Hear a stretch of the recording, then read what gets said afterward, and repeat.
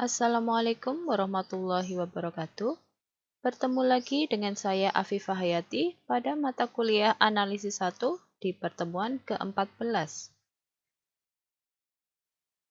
Pada pertemuan ini, kita akan membahas bab 4 mengenai fungsi kontinu. Yang pertama kita akan bahas adalah subbab 4.1 mengenai pengertian dan sifat fungsi kontinu. Adapun definisi fungsi kontinu adalah sebagai berikut.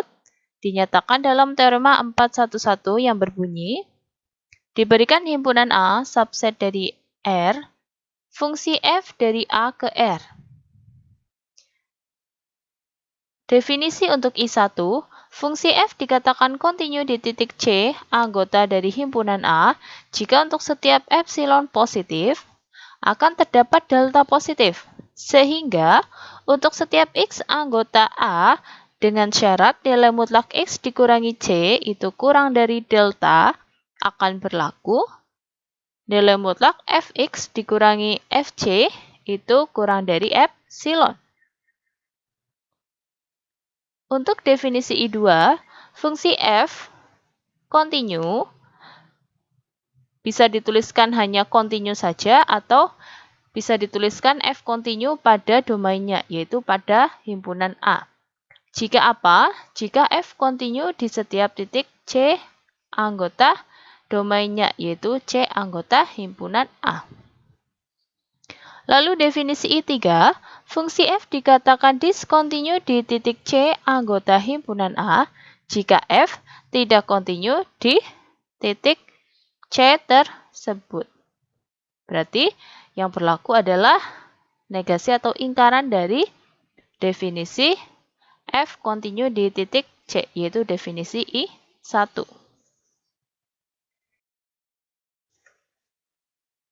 Sebagai ilustrasi, digambarkan ini ada grafik fungsi Y sama dengan Fx ya, dengan F-nya ini fungsi kontinu. Lalu di sini ada titik C. Nah, titik C ini kita petakan ya oleh fungsi F ya. Kita akan mendapatkan titik Fc di sumbu Y.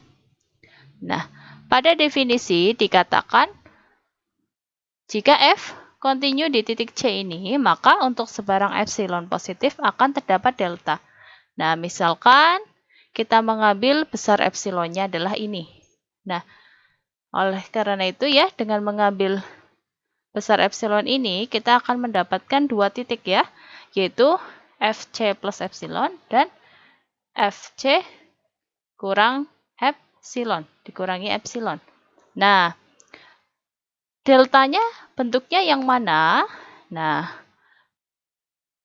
kita proyeksikan titik Fc dikurangi epsilon dan titik Fc plus epsilon ke sumbu X ya, melalui grafik fungsi Y sama dengan Fx. Nah, kita akan memperoleh suatu delta yang ditunjukkan pada gambar. Nah, dengan delta ini kita juga akan memperoleh dua titik ya, yaitu C dikurangi delta dan C ditambah delta. Nah, lalu kita ingat kembali definisinya, untuk setiap epsilon positif terdapat delta, sehingga untuk setiap X anggota A-nya itu domain dari fungsi F ya, dengan syarat nilai mutlak X dikurangi C kurang dari delta itu akan berlaku nilai mutlak Fx dikurangi Fc itu kurang dari epsilon. Nah, kita lihat, misal kita ambil suatu titik X ya. Nah, kita lihat titik X ini itu kan lebih besar dari C dikurangi delta ya, dan kurang dari C plus delta. Nah, berarti ekuivalen dengan mengatakan nilai mutlak X dikurangi C itu kurang dari delta. Nah, kita lihat apakah benar ya ketika nilai mutlak dari X dikurangi C kurang dari delta itu akan berlaku nilai mutlak Fx dikurangi Fc itu kurang dari epsilon. Kita lihat hasil pemetaan titik X ini oleh fungsi F. Kita akan mendapatkan titik Fx ya. Nah, kita lihat titik fx ini ya, itu lebih besar dari fc dikurangi epsilon dan kurang dari fc plus epsilon, ya kan? Berarti ekuivalen mengatakan nilai mutlak fx dikurangi fc itu kurang dari epsilon. Inilah ilustrasi untuk fungsi f yang kontinu di titik C. Contoh, jika diketahui fungsi fx sama dengan x untuk setiap x anggota R, buktikan bahwa f kontinu di sebarang atau di setiap titik C anggota R. Bukti adalah sebagai berikut. Karena kita akan membuktikan f kontinu di sebarang titik C anggota R, berarti kita ambil sebarang dahulu titik C anggota R tersebut. Akan kita buktikan f kontinu di titik C.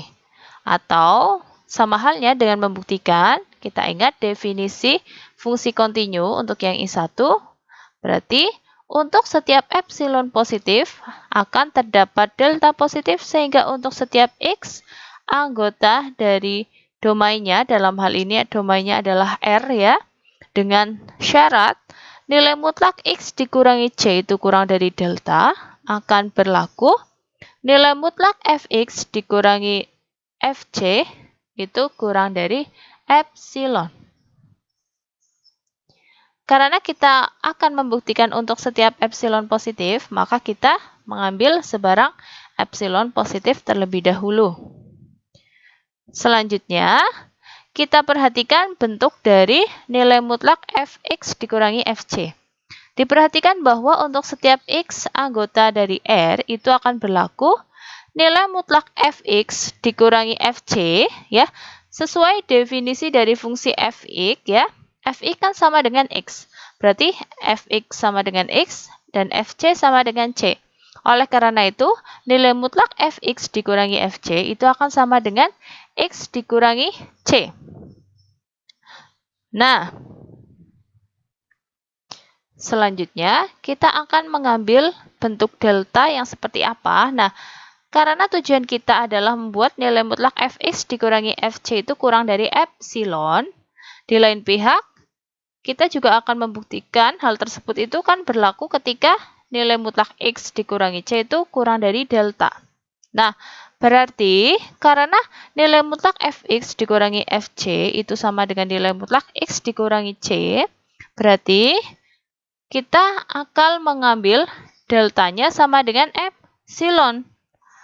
Maka jelas ya delta ini positif ya, karena epsilon kan positif. Sehingga untuk setiap x anggota dari R dengan syarat nilai mutlak x dikurangi c itu kurang dari delta itu berlaku.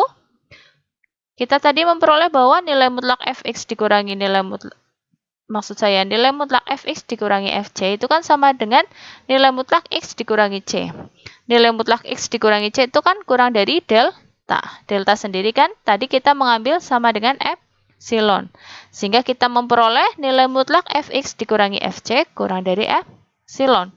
Jadi benar ya, terbukti untuk sebarang atau setiap epsilon positif terdapat delta positif ya, dalam hal ini deltanya sama dengan epsilon.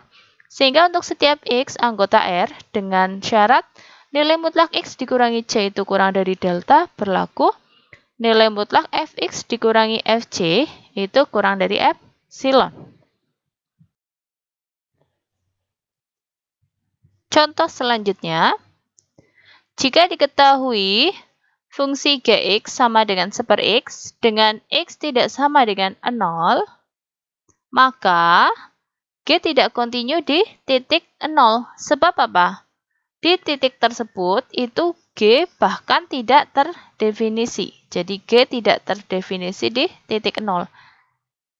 Jadi kalau suatu fungsi tidak terdefinisi di suatu titik itu pasti tidak kontinu di titik tersebut. Contoh selanjutnya, jika diketahui gx sama dengan 1 per x dengan x tidak sama dengan 0. tunjukkan bahwa G akan kontinu di sebarang titik ketika titik tersebut, yaitu C, itu tidak sama dengan 0. Bukti. Nah, karena kita akan membuktikan G kontinu di sebarang titik C yang tidak sama dengan 0 ya. Berarti kita ambil sebarang dahulu, C anggota dari R dengan syarat C tidak sama dengan 0. Kita akan membuktikan G kontinu di titik C tersebut, berarti kita akan membuktikan untuk setiap epsilon positif terdapat delta positif, sehingga untuk setiap X anggota domain G, dalam hal ini domain G-nya, kalau kalian mau menuliskan itu adalah himpunan R ya, dikurangi himpunan yang hanya beranggotakan 0 ya. Nah, untuk lebih amannya kita tuliskan X anggota domain G. Dengan nilai mutlak X dikurangi C itu kurang dari delta. Berlaku nilai mutlak Gx dikurangi Gc itu akan kurang dari epsilon. Karena kita akan membuktikan untuk setiap epsilon positif, kita ambil sebarang epsilon positif. Selanjutnya, kita akan melihat hubungan dari nilai mutlak Gx dikurangi Gc dengan nilai mutlak X dikurangi C. Diperhatikan bahwa untuk setiap X anggota domain G itu berlaku nilai mutlak Gx dikurangi Gc itu sama dengan berarti 1/X dikurangi 1/C ya, sesuai definisi fungsi G. Nah, dengan menyamakan penyebut, kita akan memperoleh hasilnya akan sama dengan nilai mutlak C dikurangi X dibagi X dikali C. Nah, dengan menggunakan sifat nilai mutlak, kita akan mendapatkan hal tersebut sama dengan nilai mutlak C dikurangi X dibagi nilai mutlak X dikali C. Nah, kita ingat bahwa nilai mutlak C dikurangi X itu sama saja nilainya dengan nilai mutlak X dikurangi C. Sehingga hasilnya akan sama dengan 1 per nilai mutlak X dikali nilai mutlak C. Selanjutnya dikali nilai mutlak X dikurangi C. Nah, kita lihat, kita sudah memperoleh hubungan dari nilai mutlak G X dikurangi GC dengan nilai mutlak X dikurangi C, yaitu sama dengan 1 dari nilai mutlak X dikali nilai mutlak C dikali nilai mutlak X dikurangi C. Nah, di sini berarti tujuan kita adalah membuat nilai mutlak Gx dikurangi Gc itu kurang dari atau sama dengan suatu konstanta ya, dikalikan nilai mutlak K, maksud saya nilai mutlak X dikurangi C. Ya. Namun di sini untuk 1 nilai mutlak X itu bukan merupakan konstanta ya.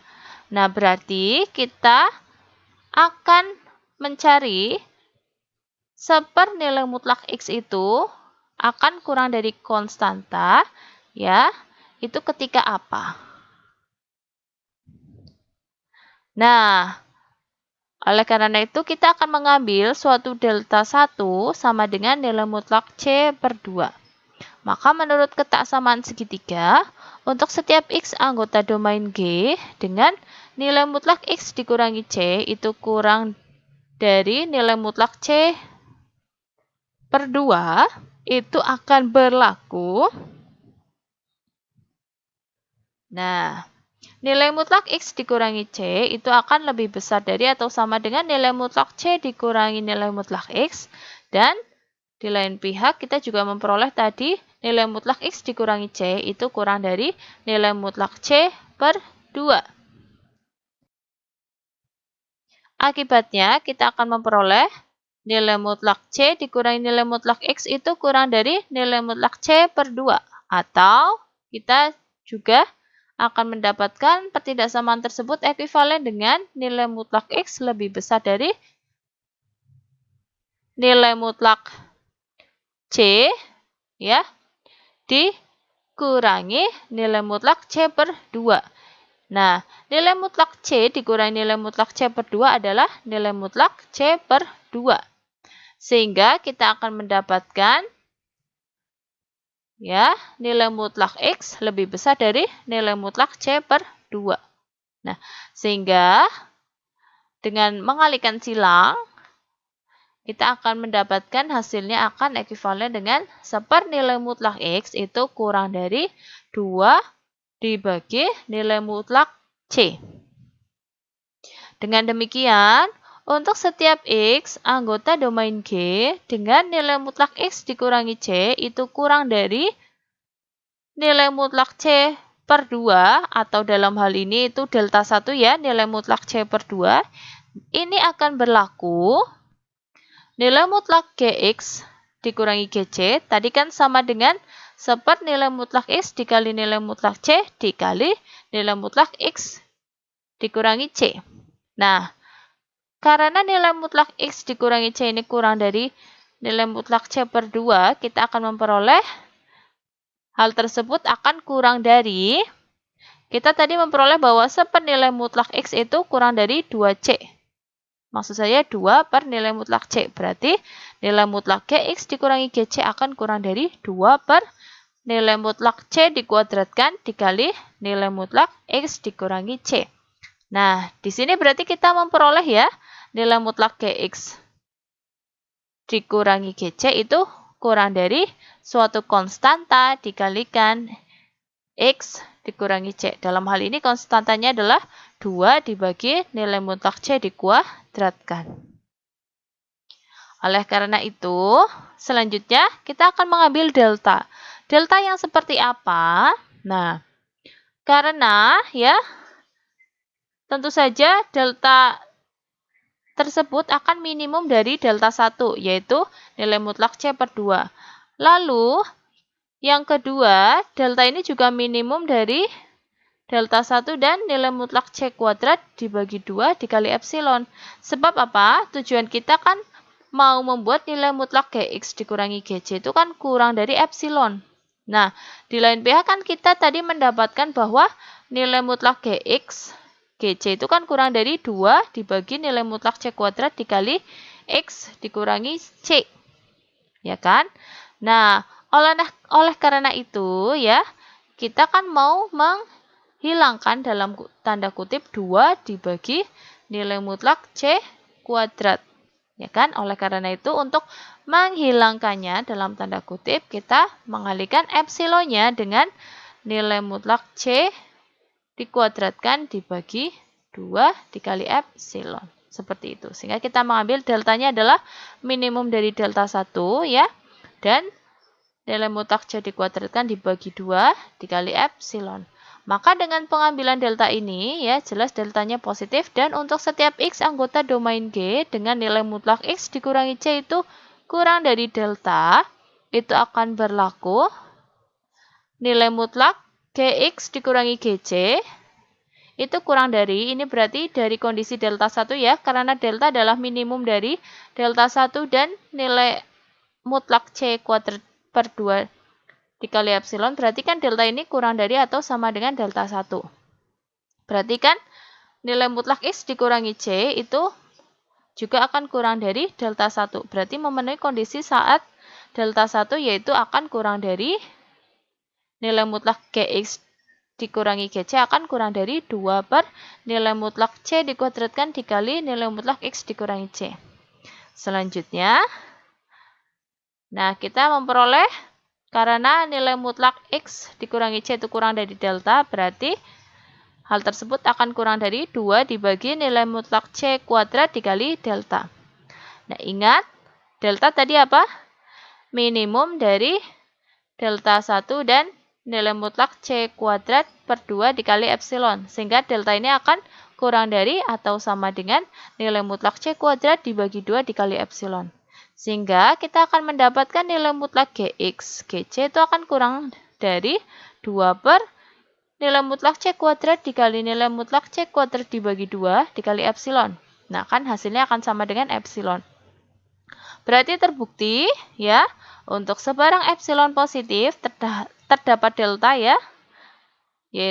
delta positif, sehingga untuk setiap X anggota domain G dengan syarat nilai mutlak X dikurangi C itu kurang dari delta, itu berlaku nilai mutlak Gx dikurangi Gc itu kurang dari epsilon. Jadi benar bahwa G X sama dengan seper X itu kontinu di sebarang titik C yang tidak sama dengan 0. Contoh selanjutnya, jika diketahui Hx sama dengan 1 plus X kuadrat jika X-nya kurang dari atau sama dengan 0, dan Hx sama dengan 2 jika X-nya lebih dari 0. Tunjukkan bahwa H ini tidak kontinu di titik 0. Bukti adalah sebagai berikut. Akan dibuktikan terdapat epsilon 0 positif. Nah, ingat kita kan mau membuktikan H tidak kontinu di titik 0. Berarti kondisi yang terpenuhi adalah ingkaran dari definisi kontinu. Sehingga kita membuktikan terdapat epsilon positif, sehingga untuk setiap delta positif terdapat X delta anggota domain H. Kalian juga boleh tulis anggota domain H ini adalah anggota himpunan, maksud saya domain H ini adalah himpunan semua bilangan real ya, yaitu R. Dengan syarat nilai mutlak X delta dikurangi 0 itu kurang dari delta, tetapi nilai mutlak H X delta dikurangi H0 itu lebih besar dari atau sama dengan epsilon 0. Berarti kita harus mengambil epsilon 0 ya, karena kita akan membuktikan terdapat. Di sini kita mengambil epsilon 0 sama dengan setengah, maka jelas epsilon 0 adalah bilangan positif ya. Nah, untuk setiap delta positif, kita akan mengambil ya, X delta bentuknya adalah delta per 2. Nah, jelas bahwa X delta ini positif. Nah, kita lihat definisi dari fungsi Hx. Dari definisi fungsi Hx, ketika X-nya positif itu Hx-nya akan bernilai 2. Sehingga kita akan memperoleh Hx delta sama dengan 2 dan nilai mutlak X delta dikurangi 0 sama dengan nilai mutlak delta 2 dikurangi 0 sama dengan delta 2. Jelas delta 2 itu kurang dari delta. Berarti kita memperoleh bahwa nilai mutlak X delta dikurangi 0 itu kurang dari delta. Berarti kita akan membuktikan bahwa nilai mutlak Hx delta dikurangi H0 ini lebih besar dari atau sama dengan epsilon 0. Nah, karena H0, nah kita lihat ketika titiknya 0 itu kan berarti memenuhi ketika kondisinya X-nya kurang dari atau sama dengan 0. Berarti kan ketika Hx-nya sama dengan 1 plus X kuadrat. Berarti H0 sama dengan 1 plus 0 kuadrat, yaitu sama dengan 1. Maka kita akan memperoleh nilai mutlak Hx delta dikurangi H0 sama dengan nilai mutlak 2 dikurangi 1, yaitu 1. Nah, 1 ini jelas lebih besar dari setengah, yaitu epsilon 0. Berarti kita memperoleh nilai mutlak Hx delta dikurangi H0 itu lebih besar dari epsilon 0. Berarti kalian juga bisa mengambil epsilon 0 ini yang penting kurang dari 1, ya. Bisa sepertiga, bisa 3/4, dan lain-lain.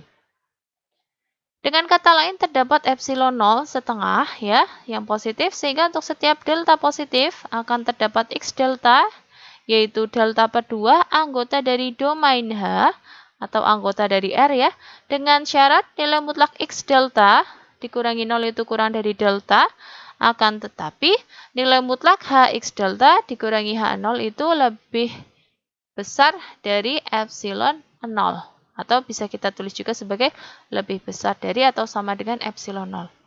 Jadi benar bahwa H ini tidak kontinu di titik 0.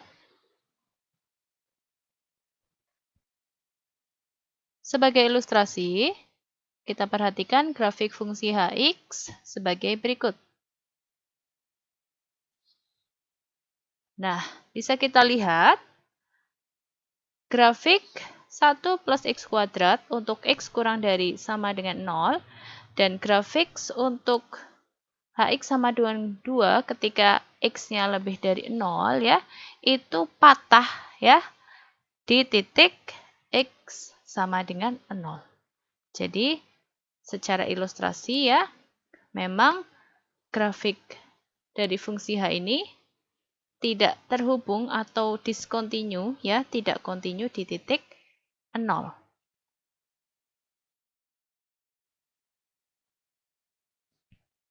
Selanjutnya, kita akan membahas hubungan dari fungsi kontinu dan juga limit dari suatu fungsi. Fungsi f dari A ke R itu kontinu di titik C anggota himpunan A dengan A ini subset dari R serta C adalah titik limit A ya. Jadi selain C itu anggota himpunan A, C ini titik limit A juga ya. Jika dan hanya jika apa? Limit dari fx untuk x mendekati C itu ada dan limit fx untuk x mendekati C tersebut itu sama dengan fc. Ya, jadi inilah hubungan dari limit dari suatu fungsi dan kekontinuan suatu fungsi. Syaratnya adalah titik tersebut itu harus anggota dari domainnya dan titik tersebut juga harus titik limit dari domain fungsi tersebut. Dengan mengingat hubungan fungsi yang mempunyai limit dan kekontinuan fungsi tersebut, dapat diperoleh pula kriteria sekuensial untuk fungsi kontinu. Kriteria sekuensial untuk fungsi kontinu adalah sebagai berikut. Dinyatakan dalam teorema 412 yang berbunyi, diberikan himpunan A subset dari R, fungsi f dari A ke R, dan titik C anggota himpunan A. Fungsi f kontinu di titik C itu jika dan hanya jika setiap barisan xn subset dari A yang konvergen ke C itu akan berakibat barisan fxn itu konvergen ke fc. Ya, bisa kita lihat kriteria sekuensial untuk fungsi kontinu ini mirip dengan kriteria sekuensial limit, ya. Bukti untuk kriteria sekuensial untuk fungsi kontinu ini sebagai latihan. Karena buktinya itu analog ya dengan bukti untuk kriteria sekuensial limit. Ya. Jadi, yang berbeda kita ingat ya, pada definisi fungsi kontinu itu kan apa? Kalau f kontinu di titik C anggota A, ya jadi C-nya cukup anggota A, itu apa? Syaratnya apa? Untuk setiap epsilon positif terdapat delta positif itu kan masih sama. Nah, yang berbeda adalah untuk setiap X anggota dari domain fungsi f yaitu A ya, itu syaratnya kalau di fungsi kontinu cukup nilai mutlak X dikurangi C itu kurang dari delta. Namun, ya, definisi dari limit suatu fungsi yang berbeda adalah untuk setiap X anggota domainnya, yaitu A, itu untuk definisi limit apa syaratnya? Nilai mutlak X dikurangi C itu lebih dari 0 dan kurang dari delta. Dan juga C-nya tersebut dalam definisi limit itu C-nya harus merupakan titik limit domainnya, yaitu titik limit A. Seperti itu.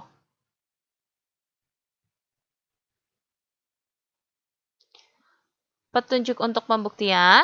Pembuktian teorema di atas dapat dilakukan secara analog dengan teorema sekuensial limit. Seperti yang saya sudah sebutkan tadi.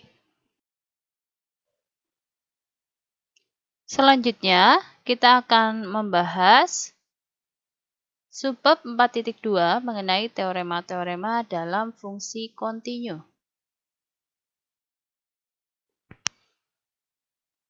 Sifat operasi aljabar pada fungsi kontinu adalah sebagai berikut. Dinyatakan dalam teorema 421 yang berbunyi, diberikan himpunan A subset dari R dan fungsi f dan G dari A ke R, jadi domain fungsi f dan g sama ya, yaitu A, dan K ini anggota dari R, jadi K ini bilangan real. Teorema untuk poin A, jika fungsi f dan g ini kontinu di titik C, anggota dari himpunan A, maka f ditambah g, f dikurangi g, f dikali g, dan k dikali f itu juga kontinu di titik C tersebut.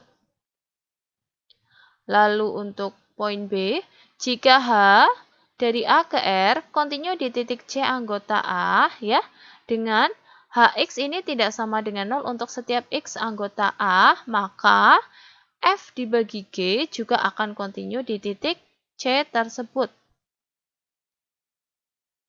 Bukti untuk teorema ini juga sebagai latihan, sebab pembuktiannya akan analog ya dengan sifat operasi aljabar pada limit. Jadi pembuktian teorema tersebut itu dapat dilakukan secara analog dengan teorema 321. Ingat perbedaannya ya. Pada syarat ya atau definisi fungsi kontinu, syarat dari X ya untuk setiap X anggota himpunan A-nya itu kalau di fungsi kontinu nilai mutlak X dikurangi C-nya itu kurang dari delta saja. Namun kalau di limit ya nilai mutlak X dikurangi C-nya itu lebih dari 0 dan kurang dari delta. Serta kalau di limit C-nya itu harus titik limit A. Nah, kalau di fungsi kontinu C-nya itu cukup anggota himpunan A. Adapun hubungan fungsi kontinu dan fungsi terbatas adalah sebagai berikut. Dinyatakan dalam teorema 431 yang berbunyi, diberikan interval tertutup terbatas, yaitu I, sama dengan interval tertutup AB dengan A dan B anggota dari R. Jika F dari I ke R, ya, jadi domain fungsi F ini interval tertutup terbatas I, F ini kontinu pada I, ya, maka F akan terbatas pada I. Bukti, kita akan menggunakan pengandaian, andaikan F tidak terbatas pada I. Berarti yang berlaku adalah negasi atau ingkaran dari definisi fungsi terbatas pada I.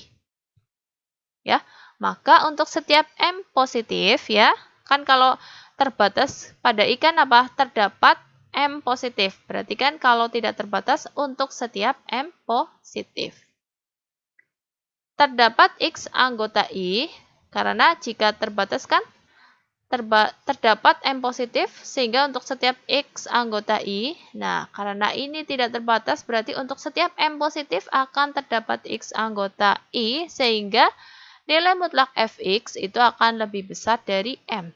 Karena jika terbatas itu nilai mutlak Fx itu akan kurang dari atau sama dengan M. Seperti itu. Akibatnya, ya, dari akibat F tidak terbatas tersebut kan untuk setiap M positif. Nah, akibatnya untuk setiap N bilangan asli, itu kan N pasti positif ya, akan terdapat X anggota I, X-nya ini kita namakan Xn anggota I. Sehingga apa? Berarti kalau N-nya 1, X1, N-nya 2 itu X2 dan seterusnya. Sehingga nilai mutlak Fxn itu lebih dari N. Dengan kata lain, kita akan mendapatkan barisan Xn ya, subset dari I, sehingga untuk setiap N bilangan asli itu berlaku nilai mutlak Fxn-nya itu lebih dari N. Selanjutnya, kita tadi dari yang diketahui mempunyai bahwa itu kan terbatas, ya. Dan barisan Xn ini kan subset dari I, ya. Maka kita akan memperoleh barisan Xn ini pasti akan terbatas juga. Karena kalau ada satu barisan saja ya dalam I yang tidak terbatas, pasti I-nya juga tidak terbatas. Oleh karena itu, menurut teorema Bolzano-Weierstrass ya, ingat suatu barisan terbatas pasti ada subbarisan yang konvergen ya. Nah, oleh karena itu, menurut teorema Bolzano-Weierstrass akan terdapat subbarisan XNK di dalam barisan XN yang konvergen. Kita katakan konvergennya ke X star, anggota dari R, yang berarti apa? Limit dari XNK untuk K menuju T hingga itu sama dengan X star. Selanjutnya, kita perhatikan lagi bahwa barisan X, subbarisan XNK ini kan subset dari I ya. Karena kan subbarisan XNK jelas subsetnya XN. XN subsetnya I. Jelas kita akan mendapatkan subbarisan XNK juga subset dari I. Dengan I adalah interval tertutup A, B ya. Maka kita akan mendapatkan apa? XNK itu akan lebih besar dari sama dengan A dan kurang dari sama dengan B untuk setiap K bilangan asli. Akibatnya, karena limit XNK untuk K menuju T hingga sama dengan X star, dan XNK itu lebih besar dari sama dengan A dan kurang dari sama dengan B untuk setiap K bilangan asli, maka kita ingat kembali teorema 217 ya.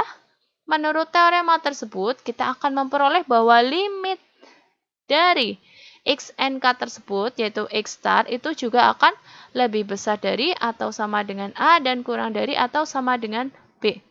Atau bisa juga dikatakan X star ini anggota interval tertutup terbatas I. Lebih lanjut, diketahui F kontinu pada I. Karena tadi kita sudah mendapatkan X star itu anggota I, ya, maka kita akan memperoleh bahwa F kontinu di titik X star. Karena subbarisan XNK ini konvergen ke X star ya, dan F kontinu di titik X star, maka menurut teorema 412, yaitu teorema sekuensial untuk fungsi kontinu, kita akan memperoleh barisan Fxnk itu konvergen ke Fc. Akibatnya, kita ingat kembali teorema 215. Dengan teorema tersebut, kita akan memperoleh subbarisan atau barisan Fnk, maksud saya barisan Fxnk itu akan terbatas. Jadi, teorema 215 itu berbunyi kalau suatu barisan konvergen, pasti barisan tersebut terbatas. Selanjutnya, diperhatikan bahwa untuk setiap n bilangan asli itu berlaku nilai mutlak Fxn itu kan lebih besar dari n untuk setiap n bilangan asli tadi ya. Maka untuk setiap k bilangan asli itu akan berlaku nilai mutlak Fxnk itu akan lebih besar dari nk. Nah, kita ingat bahwa nk itu kan lebih besar dari atau sama dengan k ya. Sehingga kita mendapatkan nilai mutlak Fxnk itu lebih besar dari k. Dengan kata lain, barisan Fxnk ini tidak terbatas. Hal tersebut kontradiksi dengan pernyataan bahwa barisan Fxnk itu terbatas. Karena terjadi kontradiksi, berarti pengandaian salah, yang berarti benar bahwa F itu fungsi yang terbatas pada I. Jadi, teorema terbukti. Selanjutnya akan dibahas mengenai teorema mengenai eksistensi, nilai maksimum dan minimum mutlak suatu fungsi yang kontinu pada interval tertutup dan terbatas.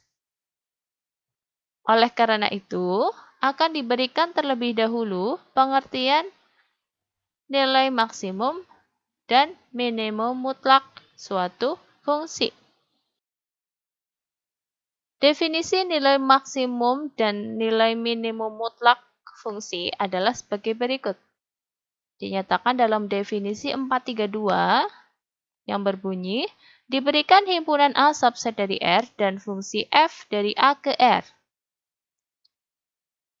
Untuk I1, fungsi f dikatakan mempunyai pembuat maksimum mutlak pada A jika terdapat titik X star anggota dari A, sehingga untuk setiap X anggota A itu akan berlaku Fx star ini lebih besar dari atau sama dengan Fx. Untuk I2, fungsi f dikatakan mempunyai pembuat minimum mutlak pada A jika terdapat titik X substar ya, anggota dari A, sehingga untuk setiap X anggota A itu berlaku Fx underscore star ini ya, itu kurang dari atau sama dengan Fx. Selanjutnya, titik X star ini disebut titik maksimum mutlak untuk fungsi f pada A. Dan titik X underscore star ini disebut titik minimum mutlak untuk f pada A. Contoh A diberikan fungsi f dari interval tertutup negatif 1,2 ke R dengan definisi Fx sama dengan x kuadrat untuk setiap x anggota interval tertutup negatif 1,2.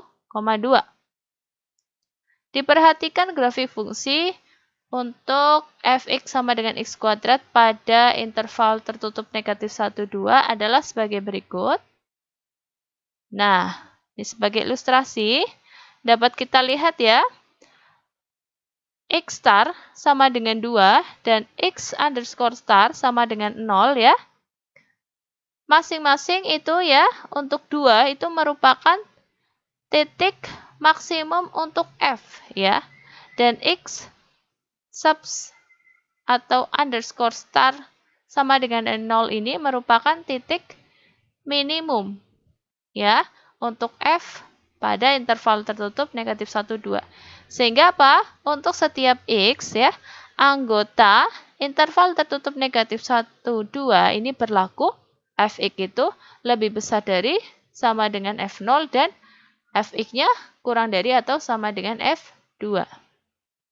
Dengan kata lain, F mencapai maksimum dan minimum mutlak pada interval tertutup negatif 1,2. Diberikan fungsi f dari interval tertutup pi per 2, 3 pi per 2, yaitu 90 derajat ke 270 derajat ya. Ke R dengan definisi Fx sama dengan tangan X untuk setiap X anggota interval tertutup pi per 2, 3 pi per 2. Nah, kita perhatikan grafik fungsi f berikut. Nah, kita lihat grafik fungsi f yaitu tangan X ketika di pi per 2 ya. Untuk X mendekati pi per 2 yaitu mendekati 90 derajat, nilai dari fungsi f ini mendekati negatif tak terhingga. Jadi kan ke bawah ya. Sedangkan untuk X mendekati 3 pi per 2, mendekati 270 derajat, itu nilai F-nya mendekati tak hingga. Jadi yang satu untuk pi per 2 itu ke bawah ya, menuju negatif tak hingga. Untuk 3 pi per 2 itu menuju ke atas, menuju tak terhingga. Dengan demikian dapat dibuktikan bahwa fungsi tangan ini itu tidak mempunyai pembuat maksimum dan minimum mutlak pada interval tertutup pi per 2, 3 pi per 2. Namun, jika intervalnya misal diperkecil ya, misal dari 180 derajat ya, atau dari pi ke misal yang kurang dari 3pi per 2, yaitu ke 225 derajat, ya. Jadi dari 100, interval tertutupnya dari 180 ke 225 derajat. Itu nanti bisa ya, fungsi tangan tersebut itu mempunyai pembuat maksimum dan minimum mutlak pada interval yang subsetnya dari interval tertutup pi per 2, 3pi per 2. Ya, seperti itu. Selanjutnya akan dibahas sifat fungsi kontinu pada interval tertutup dan terbatas. Yang dinyatakan dalam teorema 433 dengan bunyi, diberikan interval tertutup terbatas I sama dengan interval tertutup terbatas A, B dengan A dan B itu anggota dari R. Jika F merupakan fungsi dari I ke R dan kontinu pada I pada domainnya, ya, maka F ini mempunyai pembuat maksimum dan minimum mutlak pada I. Bukti, diketahui fungsi F ini kontinu pada I ya, maka menurut teorema 4321, fungsi F ini akan terbatas pada I. Dengan kata lain, ingat definisi terbatas ya. Nah, bisa kita bentuk suatu himpunan Fi sama dengan himpunan yang anggotanya adalah Fx dengan X-nya adalah anggota I. Nah, karena F terbatas pada I ya, maka kita akan memperoleh himpunan Fi ini juga terbatas ya. Ingat definisi himpunan terbatas ya, itu apa? Nah, sehingga menurut aksioma kelengkapan R ya, diperoleh supremum dari Fi itu ada. Ya. Jadi ini kita akan membuktikan terlebih dahulu bahwa F itu mempunyai pembuat maksimum pada ya, pembuat maksimum mutlak pada I terlebih dahulu ya. Oleh karena itu kita memunculkan terlebih dahulu supremum Fi itu ada. Nanti untuk membuktikan F mempunyai pembuat minimum mutlak pada I, berarti nanti kita akan menggunakan aksioma kelengkapan R sehingga diperoleh infimum dari F itu ada. Nah, sekarang kita fokus untuk pembuktian bahwa F itu mempunyai pembuat maksimum mutlak pada I. Nah, kita namakan supremum dari Fi ini adalah S star. Akan dibuktikan ya, terdapat X star anggota I sehingga S star ini sama dengan Fx star. Jadi, S star ini merupakan nilai maksimum mutlaknya F ya, atau X star ini adalah titik maksimum mutlak untuk F pada I. Diperhatikan bahwa S star ini kan supremum dari Fi ya, maka menurut teorema 134 ya, salah satu sifat dari supremum ya, untuk setiap epsilon positif itu akan terdapat X epsilon anggota I sehingga S star dikurangi epsilon itu kurang dari Fx epsilon. Akibatnya, untuk setiap n bilangan asli ya, kan dari sebelumnya untuk setiap epsilon positif terdapat X epsilon anggota I. Nah, karena n bilangan asli itu kan juga bilangan positif ya, maka untuk setiap n bilangan asli juga akan terdapat Xn anggota I ya. Sehingga S star dikurangi 1/n ya, itu kurang dari Fxn. Lanjut, karena S star itu juga ya supremum dari Fi dan untuk setiap n bilangan asli Xn anggota I ya, maka jelas ya Fxn itu akan kurang dari sama dengan S star ya. Sehingga untuk setiap n bilangan asli akan berlaku Fxn ya kurang dari S star ditambah 1/n ya. Jadi ketika S star-nya ditambah 1/n itu tandanya akan menjadi kurang dari saja. Ketika 1/n-nya kita hilangkan, maka kita akan memperoleh fxn-nya itu kurang dari atau sama dengan S*-nya. Oleh karena itu, kita akan memperoleh untuk setiap n bilangan asli akan berlaku fxn itu lebih besar dari S* dikurangi 1/n dan kurang dari S* ditambah 1/n. Atau menggunakan salah satu sifat ketaksamaan pada nilai mutlak, kita akan mendapatkan pertidaksamaan tersebut ekuivalen dengan nilai mutlak fxn dikurangi S* itu kurang dari 1/n.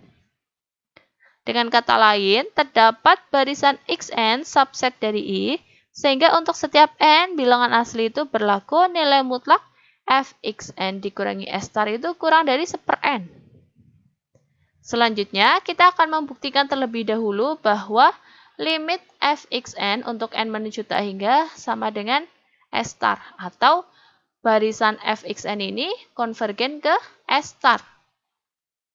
Nah, berarti kita akan membuktikan untuk setiap epsilon positif terdapat n0 bilangan asli, sehingga untuk setiap n bilangan asli dengan n lebih besar dari sama dengan n0, nilai mutlak fxn dikurangi S* kurang dari epsilon.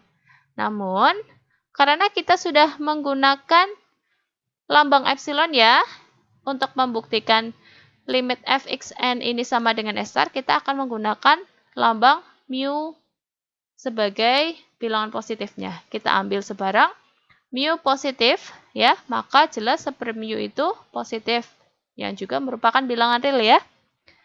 Karena 1/mu ini positif, ya, maka menurut sifat Archimedian akan terdapat n0 bilangan asli, sehingga 1/mu itu kurang dari n0, atau 1/n0 itu akan kurang dari mu.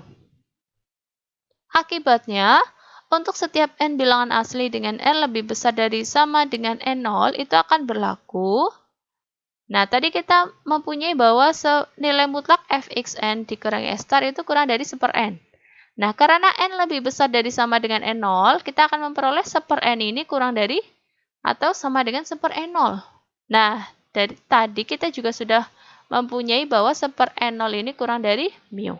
Sehingga kita memperoleh bahwa nilai mutlak fxn itu dikurangi S* itu kurang dari mu. Berarti benar ya, untuk sebarang mu positif terdapat n0 bilangan asli, sehingga untuk setiap n bilangan asli dengan n lebih besar dari sama dengan n0 itu berlaku fxn dikurangi S* ya, nilai mutlaknya itu kurang dari mu. Jadi benar bahwa limit fxn untuk n menuju tak hingga itu sama dengan S*, atau barisan fxn-nya konvergen ke S*. Selanjutnya, kita perhatikan bahwa I itu kan terbatas ya, dan xn itu subset dari I. Maka jelas barisan xn ini terbatas juga. Akibatnya, menurut teorema Bolzano-Weierstrass, ingat teorema Bolzano-Weierstrass itu berbunyi setiap barisan yang terbatas itu akan ada subbarisan yang konvergen. Nah, oleh karena itu akan terdapat subbarisan xnk ya, subbarisan dari xn ya yang konvergen. Katakan konvergennya itu ke x* anggota I. Nah, disinilah muncul x* anggota I. Atau sama saja limit dari xnk untuk k menuju tak hingga itu sama dengan x*. Lanjut, karena xn subset I ya, dan subbarisan xnk juga subset dari subset dari barisan xn maksud saya, dengan I merupakan interval tertutup AB, maka jelas ya, xnk-nya pastikan juga subset dari I, ya kan? Maka xnk ya, itu akan lebih besar dari sama dengan A dan kurang dari sama dengan B untuk setiap K bilangan asli. Ya, sekali lagi sebab subbarisan xnk itu subset dari I juga.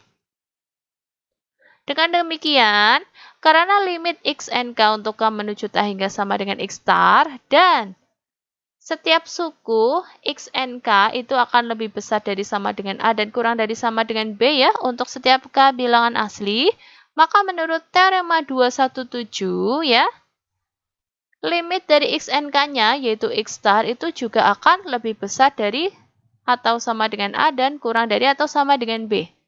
Atau dengan kata lain, x star ini merupakan anggota dari interval tertutup terbatas I. Selanjutnya, diperhatikan bahwa f itu kan kontinu pada I ya, dari yang diketahui. Dan x star ini kan anggota I. Maka jelas ya, f itu akan kontinu di titik x star.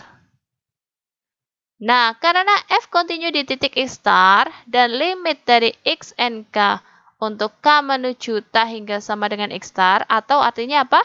Subbarisan xnk konvergen ke x star ya, maka menurut teorema 412 yaitu teorema sekuensial untuk fungsi kontinu, kita akan memperoleh limit dari fxnk untuk k menuju t hingga itu sama dengan fx star atau subbarisan fxnk itu konvergen ke fx star.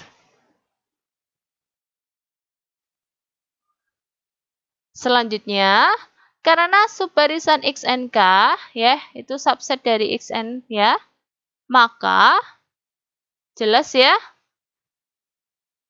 subbarisan fxnk itu akan subset dari barisan fxn. Akibatnya, karena limit fxn untuk n menuju t hingga itu sama dengan s star ya, maka menurut teorema 232 ya, ingat teorema 232 itu berbunyi ya, kalau ada barisan xn ya yang konvergen ke x, maka setiap subbarisannya juga akan konvergen ke x. Nah, di sini kan barisan fxn-nya konvergen ke s star. Maka setiap subbarisan dari fxn akan konvergen juga ke s star. Ya. Oleh karena itu, kita akan memperoleh ya limit dari fxnk ya, yaitu subbarisan dari fxn untuk k menuju t hingga itu juga akan sama dengan s star. Ya, jadi subbarisan fxnk juga konvergen ke s star. Lebih lanjut ya, karena limit fxnk untuk k menuju t hingga sama dengan fx star ya.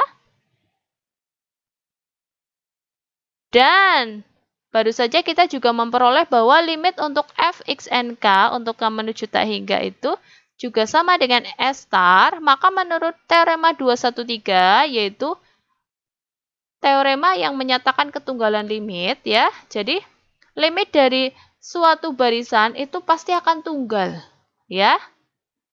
Maka kita akan memperoleh fx star ini akan sama dengan s star. Dengan kata lain, ya, terdapat x star anggota dari I sehingga fx star itu sama dengan s star. Jadi benar bahwa f mempunyai pembuat maksimum mutlak pada I. Nah, selanjutnya, untuk membuktikan bahwa f mempunyai pembuat minimum mutlak pada I, itu dapat dilakukan secara analog ya, dengan pembuktian di atas. Nah, pembuktian ini sebagai latihan. Berarti kalian menyesuaikan ya, kalau pembuat minimum mutlak berarti tadi menggunakan infimum dari FI ya. Lalu sifat-sifatnya itu apa ya, dan selanjutnya. Ya. Silakan kalian buktikan sebagai latihan. Latihan untuk pertemuan ini. Nomor 1, jika diketahui fungsi fx sama dengan x kuadrat ditambah 2x dikurangi 1, buktikan bahwa f kontinu di titik x sama dengan 3. Lalu nomor 2, jika diketahui fungsi hx sama dengan 3x plus x kuadrat jika x-nya kurang dari atau sama dengan 1 dan hx sama dengan 5 jika x-nya lebih dari 1, tunjukkan bahwa h ini tidak kontinu di 1. Pertemuan kali ini saya cukupkan sekian. Mohon maaf jika ada salah penulisan maupun salah pengucapan. Jika ada pertanyaan silakan disampaikan. Kurang lebihnya mohon maaf. Wassalamualaikum warahmatullahi wabarakatuh.